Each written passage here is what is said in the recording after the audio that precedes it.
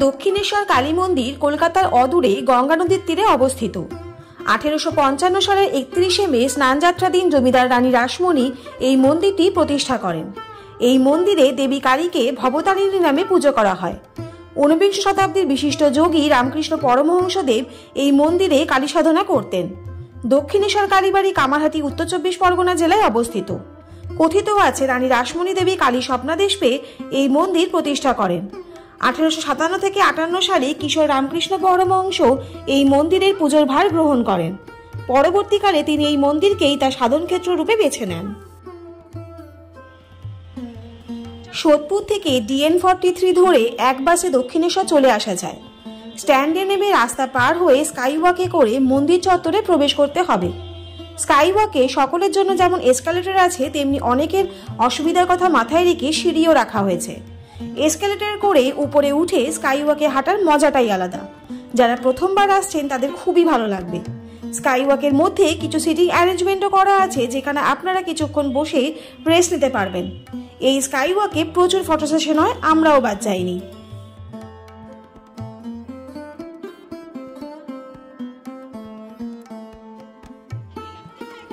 আপনারা যখন স্কাইওয়াকে হেঁটে মন্দিরের দিকে যাচ্ছেন, তখন ডালার দোকানগুলো বাদিকে পড়বে। এই ডালার দোকানগুলোর রেটটা মন্দির প্রাঙ্গণে ডালা আর্কেডের থেকে কম থাকে। এখানে ডালা 20 থেকে 30 টাকা থেকে স্টার্ট হয়। কিন্তু একটাই অসুবিধা, ডালার দোকানে জুতো খুললে খালি পায়ে অনেকটা হাঁটতে হবে। আর নয়তো মন্দির প্রাঙ্গণে কাউন্টার আছে, যেখানে আপনাদের টাকা দিয়ে ব্যাগ, জুতো, ফোন জমা রাখতে হবে।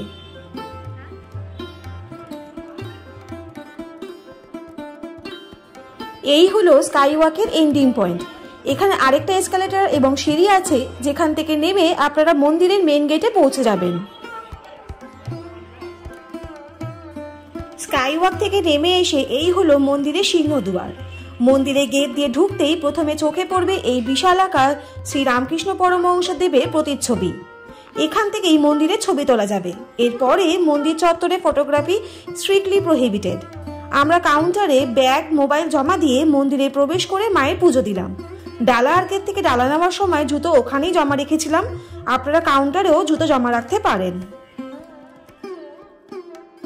দক্ষিণেশ্বর কালীবাড়ি চত্বরে কালী মন্দির ছাড়াও, অর্থাৎ মূল মন্দির ছাড়াও রয়েছে দ্বাদশ শিব মন্দির নামে পরিচিত 12টি আটচালা শিব মন্দির।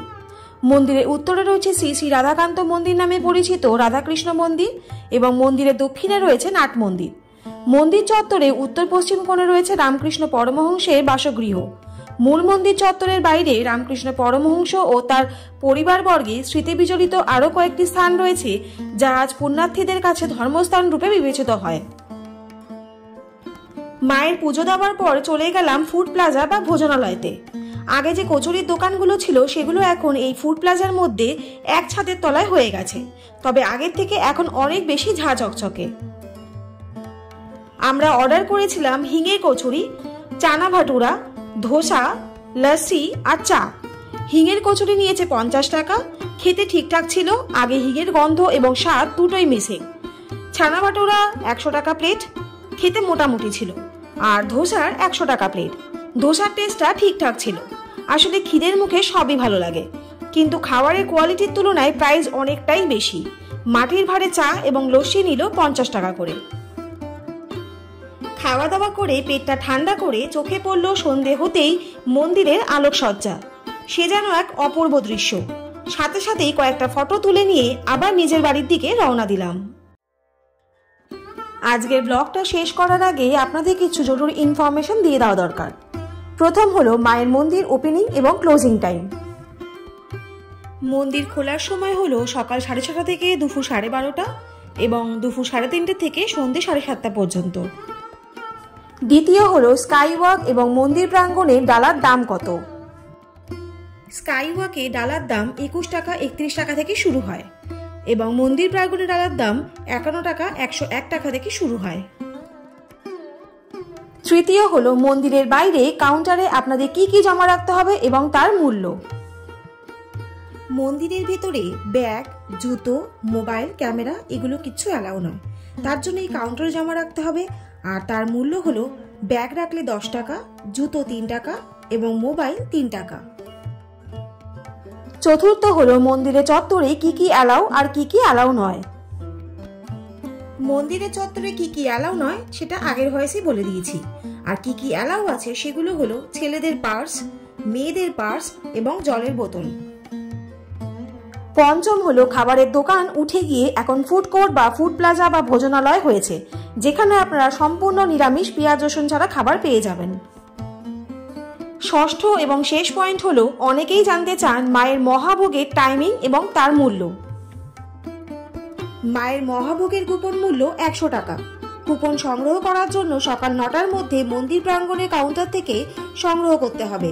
সোমবার থেকে শুক্রবার 200 জনের কুপন দেওয়া হয় এবং শনি রোববার 300 জনের কুপন দেওয়া হয়। মায়ের মহাভোগ দেওয়া শুরু হয় দুপুর 1টা থেকে।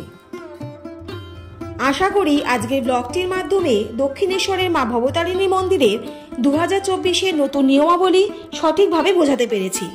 তাহলে আজকের ব্লগটা আপনাদের কেমন লাগলো অবশ্যই কিন্তু কমেন্ট করে জানাবেন। আর যদি ভালো লাগে তাহলে চ্যানেলটা please like, share and subscribe করতে ভুলবেন না। আর পাশে থাকা বেল আইকনটা অবশ্যই প্রেস করে দেবেন, যাতে এরকম ইনফরমেটিভ ভিডিও আপনাদের কাছে সবার প্রথম চলে যায়। সবাই সুস্থ থাকুন, ভালো থাকুন। অনেক ধন্যবাদ পাশে থাকার জন্য। দেখা হচ্ছে নেক্সট কোনো এপিসোডে। ততক্ষণের জন্য টাটা।